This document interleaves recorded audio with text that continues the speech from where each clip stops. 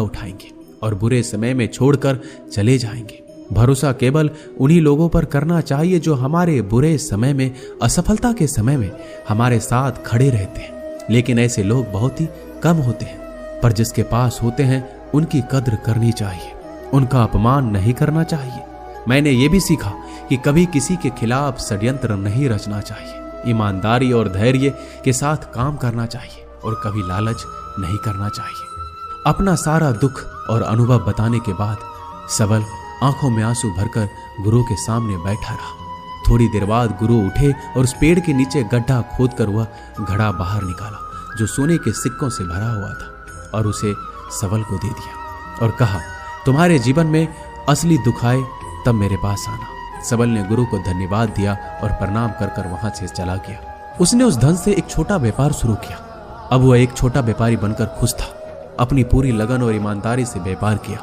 देखते ही देखते वो फिर अपने नगर का एक बड़ा व्यापारी बन गया। उसका जीवन खुशियों और सुविधाओं से भर गया। लेकिन कोई कितना भी अच्छा हो, कितना भी अच्छा काम करे, दान करे, पुण्य करे, लोगों की मदद करे, लेकिन जीवन में दुख तो आता ही है। तो सबल के जीवन में भी दुख आया। उसके माता पिता की मृत्यु के रूप में। वो दोनों एक ही दिन मृत्यु को प्राप्त हो गए। सबल अपने माता पिता से बहुत प्रेम करता था, इसलिए उसे उनकी मृत्यु से बहुत गहरा आघात पहुंचा। उन दोनों के पार्थिव शरीर को शमशान घाट ले गया। वहां उनकी अंतिम क्रिया की गई।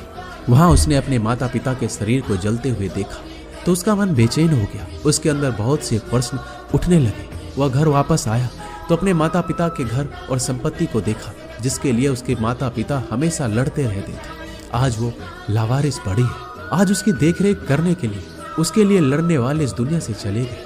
उसके पिता ने जो भी कमाया था, जो भी बनाया था, सब कुछ यहीं रह गया था। एक दिन पहले किसी से भी अपनी संपत्ति के लिए लड़ जाने वाले उसके पिता आज इस दुनिया से अलविदा हो गए थे। उसका मन इसी तरह के अनेक विचारों के भंवर में फंसा हुआ था। उसे अंदर से अकेलापन और डर महसूस हो रहा था। उसे कुछ खालीपन सा महसूस हो रहा था। उसे लग रहा था कुछ तो है जिसे वो समझ नहीं पा रहा। इसलिए वो गुरु के पास गया। उसे देखते ही गुरु ने कहा, क्या जीवन में कोई दुख है? तो सबल ने कहा, वैसे तो जीवन में कोई दुख नहीं है गुरुदेव, सब सुख है, सब अच्छा चल रहा है। लेकिन आज मेरे माता पिता की मृत्यु हो गई। इस घटना ने मेरे मन को बेचैन कर दिया है। गुरु ने कहा, इसमें दुखी होने वाली कौन सी बात है? एक दिन तो सभी के प्रियजनों को मरना ही है। हमेशा जीवित ना तो कोई रहा है ना कोई रहेगा। एक दिन तो तुम्हें मरना ही है। हो सकता है कल ही मर जाओ या आज भी मर सकते हो। सबल ने कहा, यह आप क्या कह रहे हैं गुरुदेव?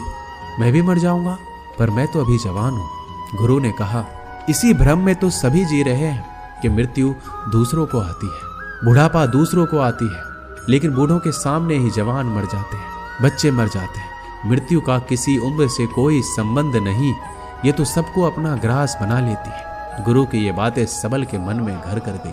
वो चुपचाप वहां से चला गया, लेकिन उसका मन अब भी बेचैन था, अब भी अशांत था। वह कुछ खालीपन सा महसूस कर रहा था। वह पूरे दिन अपने बारे में सोचता रहा कि वह इस दुनिया में क्यों आया है। क्या सिर्फ चीजों को उपयोग करना और मरना ही जीवन का लक्ष्य है?